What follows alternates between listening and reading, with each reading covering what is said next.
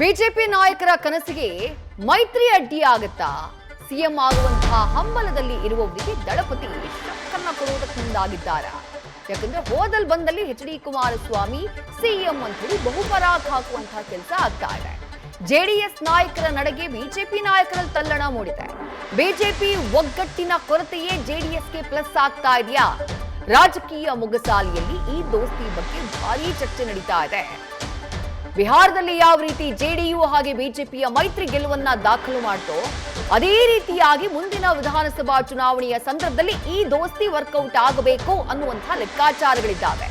Details ನಮ್ಮ ಪ್ರತಿನಿಧಿ ಮಂಜುನಾಥ್ ನೀಡ್ತಾ ಹೋಗ್ತಾರೆ. ಮಂಜುನಾಥ್, ಬಿಹಾರದ ರೀತಿಯ ರಿಸಲ್ಟ್ ಕರ್ನಾಟಕದಲ್ಲಿ ಬರಬೇಕು, ಇಲ್ಲಿ ಬಿಜೆಪಿ ಹಾಗೆ ಜೆಡಿಎಸ್ ನ ಮೈತ್ರಿ ಗೆಲುವನ್ನ ದಾಖಲು ಮಾಡಬೇಕು, ಕಾಂಗ್ರೆಸ್ನ ಬಗ್ಗು ಬಡಿಬೇಕು ಅನ್ನುವಂತಹ ಚರ್ಚೆ ಬಿಹಾರ ಫಲಿತಾಂಶದ ಬಳಿಕ ಬಿಜೆಪಿ ಹಾಗೆಯೇ ಜೆಡಿಎಸ್ ಪಾಳಿಯದಲ್ಲಿ ಆಗಿದ್ದನ್ನ ಗಮನಿಸಿದ್ವಿ.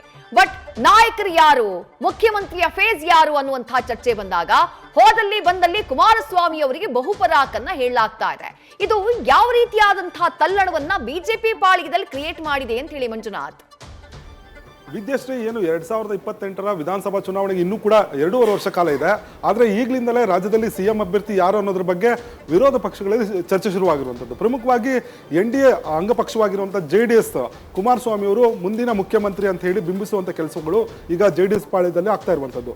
ಅವರ ಶಾಸಕರಾಗಿರ್ಬೋದು ಮತ್ತು ಕಾರ್ಯಕರ್ತರಾಗಿರ್ಬೋದು, ಜೊತೆಗೆ ನಿಖಿಲ್ ಕುಮಾರಸ್ವಾಮಿ ಆಗಿರ್ಬೋದು, ಎಲ್ಲೇ ಹೊರಗಡೆ ಅಂದರೆ ಯಾವುದೇ ಕಾರ್ಯಕ್ರಮಗಳಾಗಿರ್ಬೋದು ಅಥವಾ ಯಾವುದೇ ಒಂದು ವೇದಿಕೆ ಸಿಕ್ಕ ಸಂದರ್ಭದಲ್ಲಿ 2020ರ ಚುನಾವಣೆ ಸಂದರ್ಭದಲ್ಲಿ ಮುಖ್ಯಮಂತ್ರಿ ಅಭ್ಯರ್ಥಿಯಾಗಿ ಕುಮಾರಸ್ವಾಮಿ ಅವರು ಇರ್ತಾರೆ. 2028ಕ್ಕೆ ಅವರೇ ಮುಖ್ಯಮಂತ್ರಿ ಅನ್ನೋ ಒಂದು ಸಂದೇಶವನ್ನು ರವಾನೆ ಮಾಡುವಂಥ ಕೆಲಸವನ್ನು ಮಾಡ್ತಾ ಇದ್ದಾರೆ.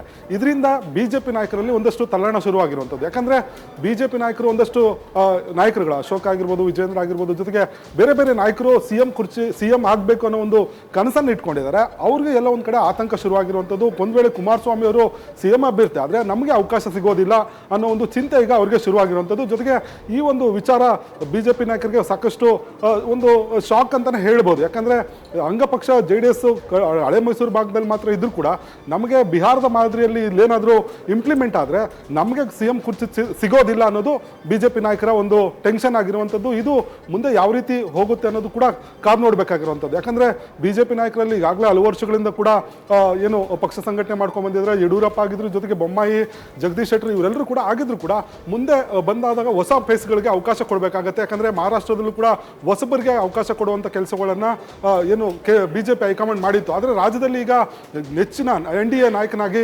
ಕುಮಾರಸ್ವಾಮಿ ಅವರನ್ನೇ ಹೈಕಮಾಂಡ್ ಎಲ್ಲೋ ಒಂದು ಕಡೆ ಪ್ರತಿಬಿಂಬಿಸ್ತಾ ಇದೆ ಅನ್ನೋದು ಈಗ ಬಿಜೆಪಿ ನಾಯಕರಿರುವಂಥ ಟೆನ್ಷನ್ ಆಗಿರುವಂಥದ್ದು.